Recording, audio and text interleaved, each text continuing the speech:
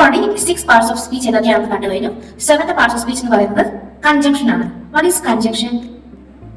Conjunction is the word that join two words or phrases or clauses or sentences.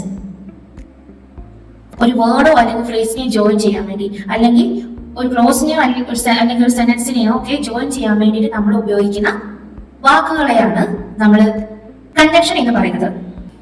ഇനി നമുക്ക് അതിന് കുറച്ച് examples നോക്കിയാലോ. സോ പൊതുവായിട്ട് നമ്മൾ ഇത്തരം വേർഡ്സ് അല്ലെങ്കിൽ സെന്റൻസ് ഒക്കെ നമ്മൾ ജോയിൻ ചെയ്യാൻ ഉപയോഗിക്കുന്ന വാക്കുകൾ എന്ന് പറയുന്നത് but, and, all, because, so. ഇനി നമുക്ക് ലാസ്റ്റ് പാർട്ട് ഓഫ് സ്പീച്ച് എന്താണെന്ന് നോക്കാം. That is interjection. What's interjection?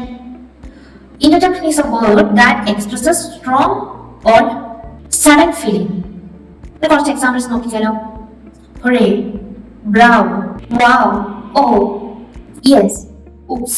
ഒരു സെന്റൻസിൽ ഇന്റർജെക്ഷൻ വേർഡ് ഉണ്ട് എന്നുണ്ടെങ്കിൽ അത് അവസാനിക്കുന്നത് എപ്പോഴും എക്സ്ക്ലമേഷൻ മാർക്കിലായിരിക്കും.